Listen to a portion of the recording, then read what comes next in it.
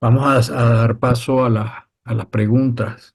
Vamos a ir leyendo las preguntas y comentarios que se han ido copiando en el chat. La ingeniera Diana Márquez de la Universidad de Carabobo y pregunta, ¿qué información de trabajo geotécnico se han hecho en presas y embalses de abastecimiento del país, tomando en consideración que la mayoría de los embalses del país fueron construidos entre 1960 y 1980? Gracias.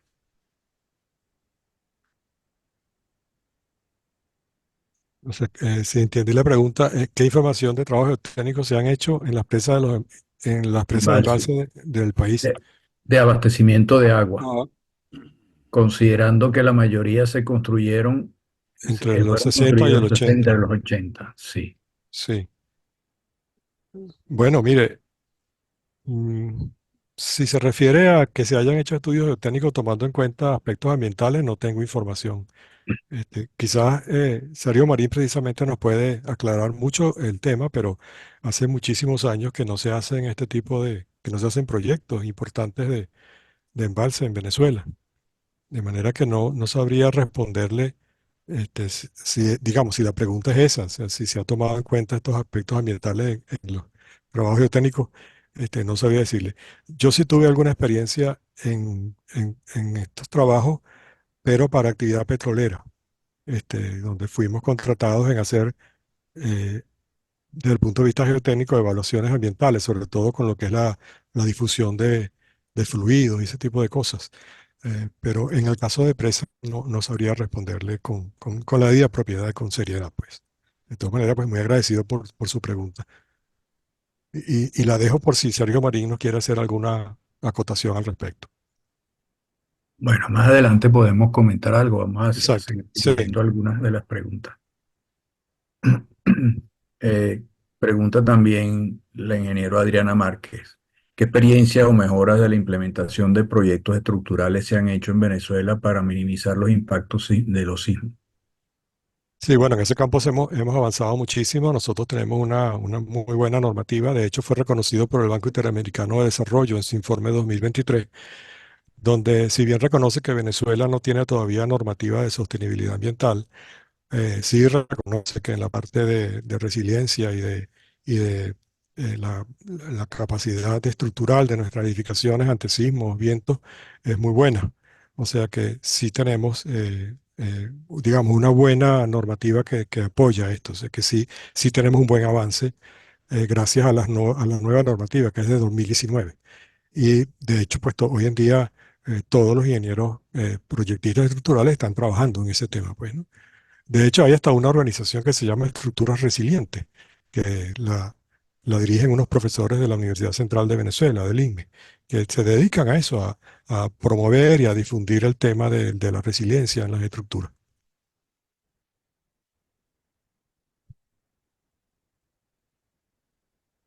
Eso era lo que quería responderle. Muy bien, gracias. Comenta Andrew Torres. La construcción es uno de los sectores más golpeados en la caída económica de Venezuela. ¿Hay articulación de la Academia Nacional de la Ingeniería y el Hábitat con el Colegio de Ingenieros de Venezuela y planes de gobierno futuro para revertir esta situación? Gracias. Sí, sí por supuesto que hay un vínculo entre la academia y el Colegio de Ingenieros, y además quería agregar también eh, vínculos con la Cámara Venezolana de la Construcción. La Cámara Venezolana de la Construcción está ahorita desarrollando dos proyectos de sostenibilidad. Uno es sobre sostenibilidad en la industria de la construcción, y el otro es sobre gestión en las construcciones, bueno, que es todo lo que es referido a la gestión de los residuos, la valorización y los temas de deconstrucción. Eh, También hay a nivel del Estado, está ahorita en discusión, está en la discusión pública la, la ley sobre construcción, perdón, la ley sobre energías alternativas. Eso está actualmente en discusión pública. O sea, hay ciertos avances en el tema.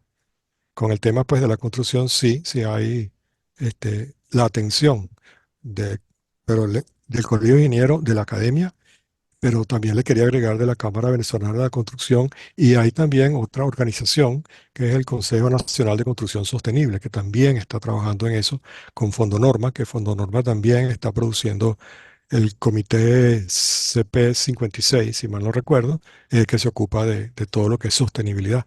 Y están trabajando y han producido informaciones, productos y informaciones importantes, pues, trabajo importante. Eso era.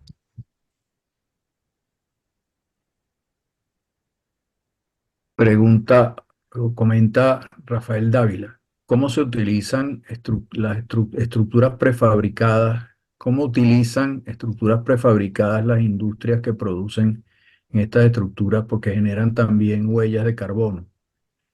Para el cálculo de sostenibilidad ha de agregarse ese valor a las edificaciones que sean elaboradas con esa metodología.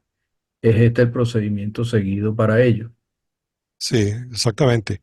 La huella de carbono es un indicador ambiental que refleja la totalidad de gases de efecto invernadero que se emiten por efecto directo o indirecto, sea por un individuo, una organización, un evento o la producción de algo, un producto, pues. La huella de carbono se mide por la masa de CO2, una unidad que se llama masa de CO2 equivalente. Toda actividad humana genera huella de carbono. Lo que se busca es disminuirla, es acotarla, es tenerla lo más pequeña posible. Y esa es una de las ventajas de la industria del prefabricado, la construcción industrializada, porque se puede medir, se puede acotar. No es lo mismo una construcción, una planta de prefabricado donde usted puede tener acotados, limitados y controlados todo el proceso, como les decía, desde el origen de las materias primas hasta el producto final, hasta la entrega al producto final, hasta la emisión de CO2 del camión que lleva las piezas prefabricadas a la obra y la emisión de CO2 de la grúa que las levanta.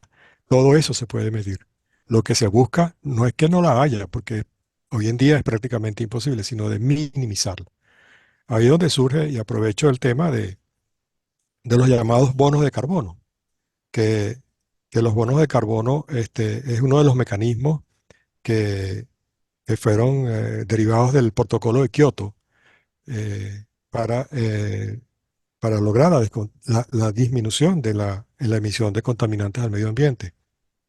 El bono de carbono es es un bien transable, es una medida que se usa para que una vez que yo calculo, por ejemplo, en mi planta de prefabricación, mi emisión de CO2, yo también puedo calcular mi bono de carbono, o sea, cuánto desecho yo emito, cuántas toneladas de CO2 emite mi producto. Si eso está por debajo de los estándares, entonces una de las cuestiones, como ese es un bien transable, yo puedo vender ese bono de carbono y obtengo lo que se llama una certificación de emisiones reducidas. ¿Quién compra el bono de carbono? Otra industria, otra empresa que necesite reducir su cuenta de emisiones y no tiene manera, en un momento dado, no tiene manera de cómo reducirlo, pero necesita producir, entonces compra el bono de carbono. Esos fondos van en gran parte a las Naciones Unidas.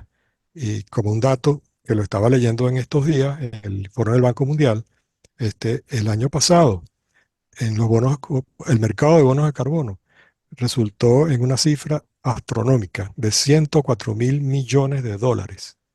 Y la mitad de ese dinero, solo la mitad, ya se empleó en trabajo de programas de investigación con relación al ambiente y al clima y a la naturaleza. De manera que, sí, o sea, la, todo el proceso alrededor de la huella de carbono es algo muy importante y muy notable y muy digno de ser considerado y estudiado. Es todo un tema que da para varias charlas, pues, el tema del carbono. Pero como dice la pregunta, o sea, sí, por supuesto, hay emisión de huella de carbono, sin la menor duda. Usted emite carbono cuando va en su automóvil al trabajo. Usted emite carbono respirando, emite CO2. Este, el asunto es que lo tengamos acotado, sepamos cuánto emitimos. Eso era la respuesta que Bien. quería darle. Pregunta o comenta también Adriana Márquez de Universidad de Carabobo. pueden dar un estatus de avance en los desarrollos de sistemas de interconexión de vialidades y transporte del país, alguna estadística de 1950 hasta el presente. Bueno, la verdad que me disculpa, pero no sé cómo relacionar eso con el tema de la ponencia, ¿no? Eso es Sí, un tema para especialistas en vialidad, ¿no? sí, Pero en sí, efecto. es un tema interesante sin duda, y sin duda Sí. alguna. Se podría ver en la presentación que hizo recientemente el ingeniero Páez Pumar en la cátedra de academia con las universidades que tocó algo relacionado. Exactamente, el pasado lunes. El Sí, pasado lunes, sí. sí, sí. La misma Adriana Márquez. ¿Tienen información de si en el país se han aplicado experiencias de techos verdes? Sí, sí lo hay. Hay experiencia de techos verdes. Uno de los más notables y publicitados es el de la Universidad Católica Andrés Bello, que es una iniciativa que se implantó y ha tenido muchísimo éxito porque tiene un fin docente, pero también tiene un fin útil de controlar el clima de ese edificio. Este, es muy interesante la experiencia del techo verde de la Universidad Católica Andrés Bello. Yo también participé en un techo verde para una industria aquí en Caracas, en la zona industrial de Los Ruices, eh, y de hecho era un edificio donde se buscaba la certificación LEED, que es una de las certificaciones de idoneidad medioambiental que existen en el mundo, es una de las más conocidas. Y esta empresa estaba buscando esa certificación y entre otras cosas, pues incorporaron un techo verde. O sea que sí, sí hay experiencia con eso en Venezuela. Comentario desde Chile. Se habló, entre otras cosas, de la construcción industrializada. Aquí en Chile se han venido desarrollando proyectos habitacionales bajo este formato con una importante reducción de costos.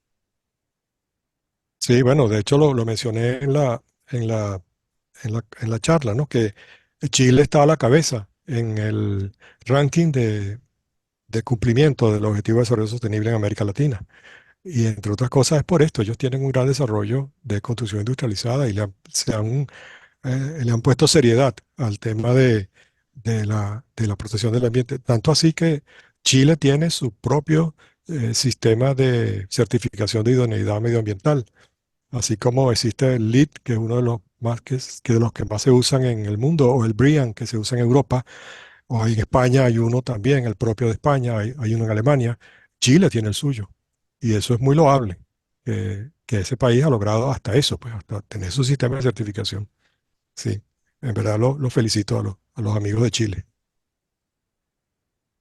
Eh, la profesora Adriana Márquez comenta, comparto publicaciones que he escrito sobre el modelo de escenario de riesgo de inundación. Bueno, un poco fuera del contexto del evento de hoy. Bueno, pero sí Desde- sí, perdón, perdón. sí, sí, adelante. No, sí quería destacar que eso es un trabajo interesante, y sí está, por supuesto, es parte del trabajo que se aborda cuando se estudia este tema de la sostenibilidad, pues, y de la necesidad que hay de mitigar los efectos del cambio climático. Eh, Está ese trabajo, hay trabajos también eh, que ha producido el Ministerio eh, de Ecosocialismo y Ambiente, creo que se llama aquí en Venezuela, que ellos lo han presentado en los COP, en las reuniones de las partes y ellos han presentado eso se llama las determinaciones nacionales. Han presentado sus informes y donde han abordado el tema de las inundaciones. Sí es un tema bien, bien importante.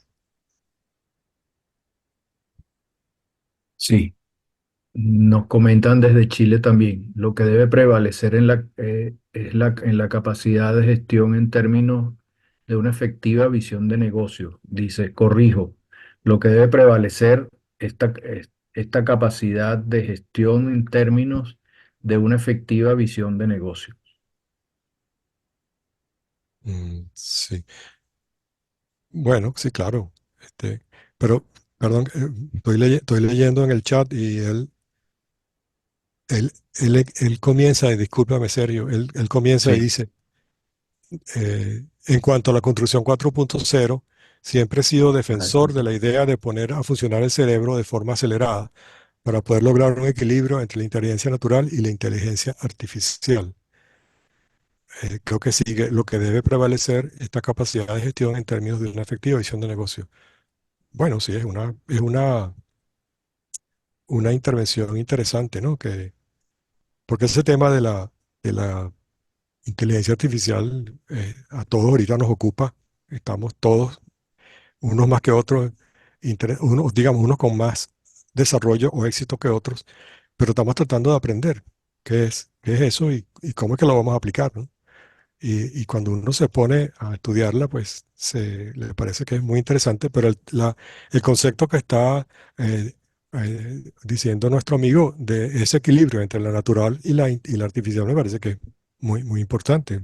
Es una reflexión angular, ¿no? Que hay que tomar en cuenta. sí. Gracias, doctor.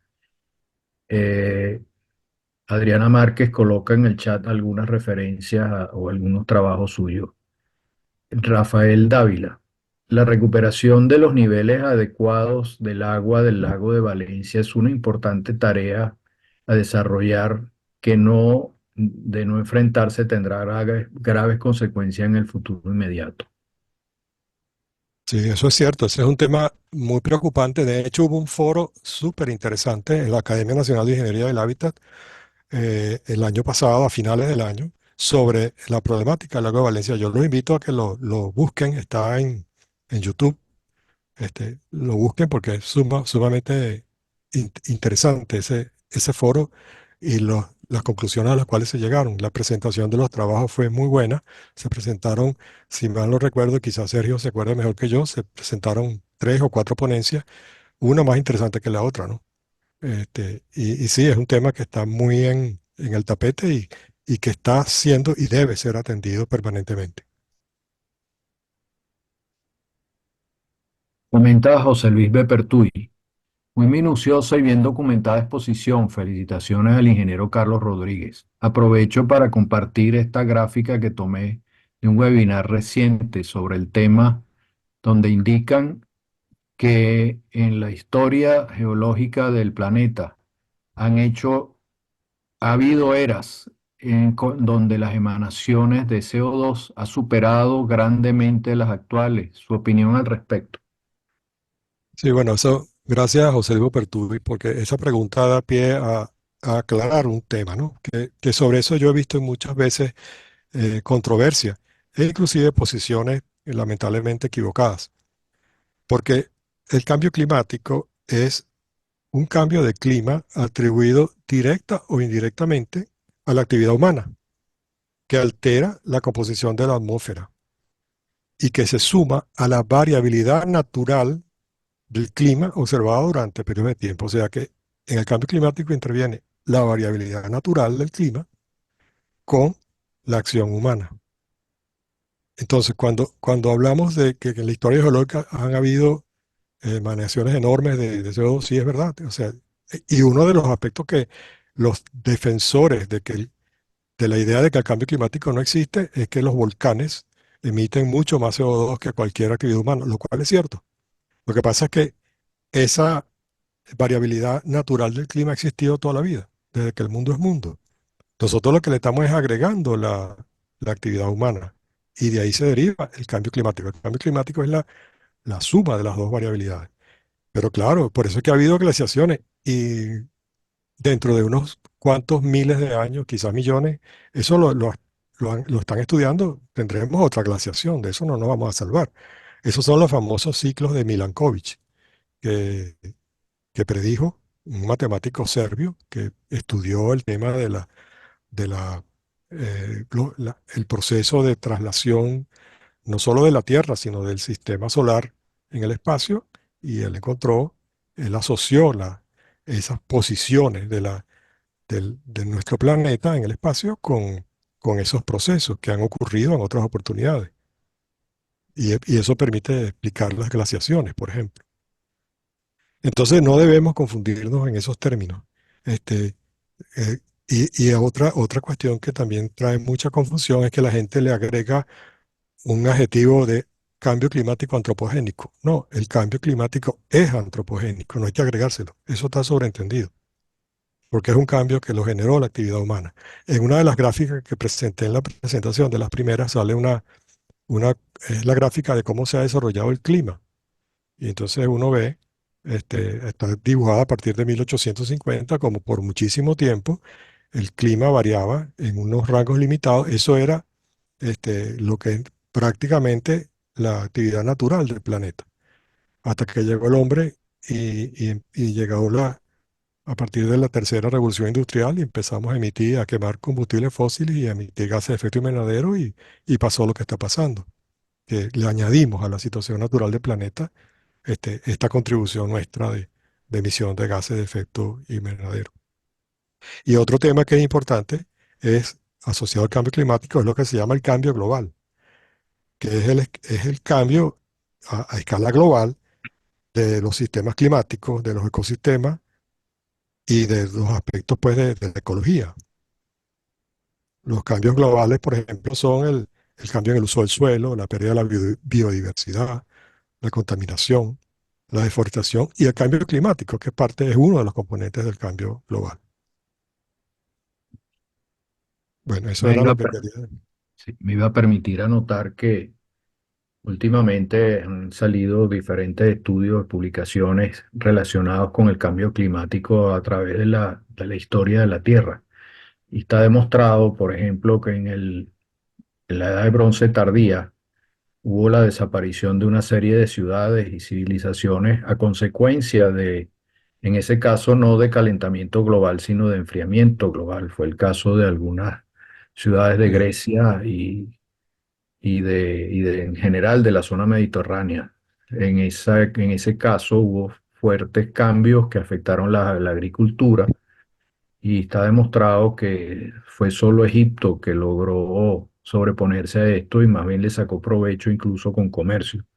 También hay quienes mantienen que la desaparición de los mayas tuvo mucho que ver con cambio climático, además de la sobreexplotación de los bosques por parte de los mayas mismos. es Pero cierto. no sé si quería comentar algo, Carlos. Sí, bueno, también agregándole a eso, ¿verdad? Ahí, eh, aquel famoso espécimen, aquel fósil que se encontró en Etiopía, Lucy, que se consideró que era el primero de los homínidos. Eh, ese, ese espécimen existió hace 3 millones de años y han encontrado que en esa época hubo un cambio importante en el clima y que lo hacen similar a lo que sería un cambio climático de más de 2,5 o 3 grados. Ese cambio en esa época causó la desaparición o la casi extinción de muchos de los grupos homínidos que había en la época. O sea que eso ha existido siempre. Sí, Eh, Cuando hubo aquella famosa erupción del volcán Krakatoa, que las cenizas le dieron la vuelta al mundo y oscurecieron muchas zonas del planeta y hubo pérdidas en la agricultura, sobre todo. Hubo contaminación de las aguas. Esos cambios han existido siempre. Y bueno, lamentablemente volverán. De eso no nos vamos a salvar. Pero nuestro cambio climático, de lo que nos tenemos que ocupar nosotros ahorita, es de nosotros reducir nuestra emisión de gases de efecto invernadero. Esa es la meta. Esa es la meta que estamos empeñados en lograr, que está muy difícil cada vez más eh, por las razones que les expuse, pero que bueno, todo el mundo está en ese plan. El Pacto Verde Europeo, que es las metas para el año 2050. Eso es un documento interesantísimo, un programa muy interesante, un programa con financiamiento que asumió la actual directora pues, de la Unión Europea, la señora von der Leyen, este, que es ese actual gabinete de la Unión Europea, es el que está ocupado de que la Unión Europea sea climáticamente neutral en el año 2050. y buscan reducir las emisiones de los gases de efecto invernadero de la Unión Europea para el 2030 al menos en un 50% y se proponen una meta más ambiciosa de poder llegar hasta el 55% en comparación con la que tenían en el año 90, en 1990. Entonces, la gente está ocupándose de esto, este, particularmente en Europa. Bueno, por eso están a la cabeza en este tema. Fíjense que lo que le mencionaba, los primeros 15 países, los primeros 16 países, incluyendo España, a la cabeza de los logros en la satisfacción del objetivo de desarrollo sostenible son europeos. Por algo será, porque están trabajando en el tema. Muchas gracias. Escribe Andrew Torres, complementando al profesor Dávila. Ya volvimos al periodo de lluvias y continúa la vergüenza insostenible de daños provocados por inundaciones por el lago de Valencia. Sí, Tal cual. Ese es un tema que no se ha resuelto. Yo les recomiendo que busquen ese foro, ¿eh? Eso les va a dar mucha información, muchas luces sobre el tema del lago de Valencia. Vale la pena leerlo, vale la pena escucharlo. escribe Yolanda Medina Arévalo. Felicitaciones por tan documentada y bien estructurada exposición, información de lujo. Sorprende ver que a pesar de la crisis general en Venezuela se estén paralizando tantos emprendimientos y acciones en pro de las mejoras del país. Gran espíritu de resiliencia. Muchísimas gracias, profesor. Un honor poder escucharle. Enhorabuena. No, muchas gracias a usted, el honor fue mío. Muy agradecido por su concepto.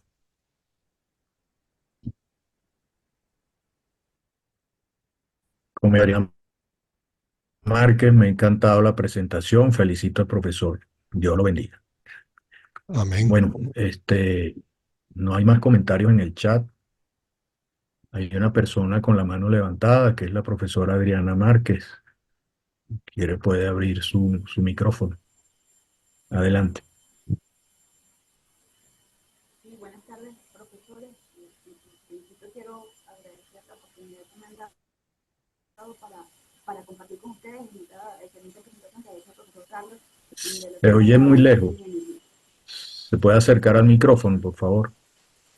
Sí, profe, tengo máximo volumen en el micrófono, pero creo que es la tecnología que estoy usando. De todas formas, estoy bastante cerca del micrófono. ¿Me Se escucha? oye mejor ahora, sí. Ok, bueno, en principio quería agradecer al profesor Carlos, al profesor Sergio por esta excelente presentación, disertación que ha hecho el profesor Carlos en relación a los avances de ingeniería y su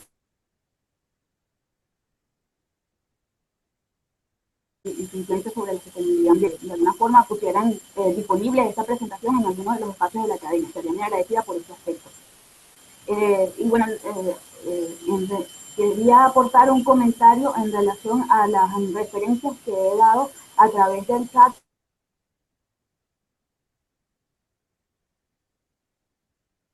Se perdió el audio. Se perdió el audio. Perdimos el audio de la profesora Márquez. Bueno, sobre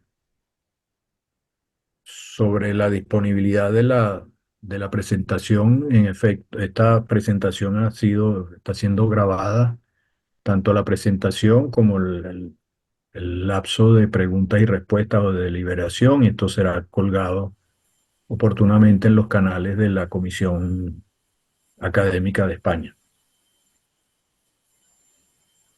Gracias, profesor Sergio. Gracias, profesor Carlos. Excelente planteamiento. Yo quería agregar algo si es posible. Adelante. Sí, bueno, que yo he dejado en el chat en varias referencias a unas publicaciones que hemos logrado en el Centro de Investigaciones Geológicas y Ambientales de la Universidad de Carabobo, el cual he fundado y actualmente coordino. En esa, brevemente, esos son estudios a escala doctoral, dos estudios que hemos podido lograr desde 2021 hasta el presente, y el primero tiene que ver con un plan de reducción de riesgo de inundación a escala municipal. De esas publicaciones quería brevemente comentar de que nosotros hemos propuesto un modelo para predecir el riesgo de inundación usando básicamente una adaptación de la primera ley de Fick.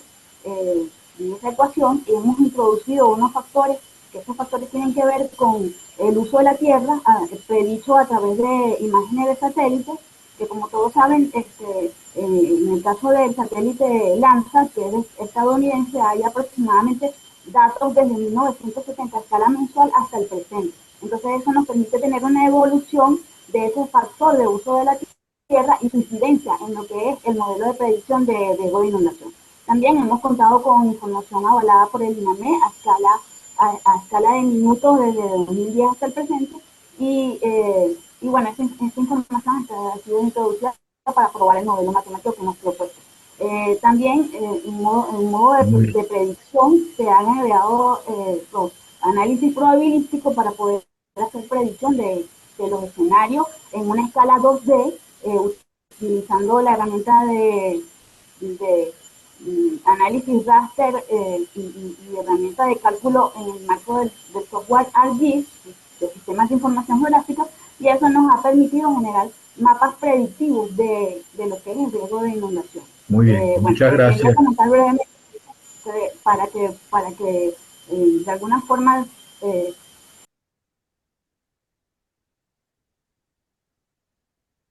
Perdimos el audio. Eh, Escribe Miguel Antonio Sánchez Gómez. Doctor Rodríguez, muy interesante y documentada su exposición. ¿Qué piensa usted del uso de concreto para captar CO2? Si, perdón, el concreto para captar CO2, si ya de entrada la producción de concreto está involucrada en la emisión de CO2, si que el cálculo lo realizan con números netos que no consideran reacciones secundarias que no aparecen en la suma total. Esto se me parece al ciclo de Carnot. Bueno, sí, el tema del concreto que captura CO2 es un desarrollo también que se está llevando. Es una tecnología emergente. Eh, Hay varios enfoques. Hay un enfoque de agregar grafeno al concreto, el gel de grafeno, que tiene esa capacidad, tiene una capacidad de que puede capturar CO2.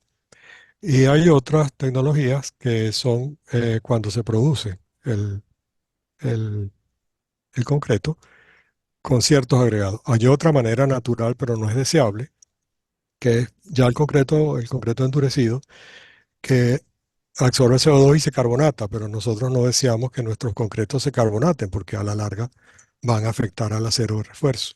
O sea, la carbonatación no es deseable en el concreto, pero sí hay eh, procesos para esa captura en el concreto. Ahora, eh, el cálculo, por supuesto, siempre, eso es como una contabilidad, ¿no? Usted tiene que saber cuánto emite y cuánto recibe.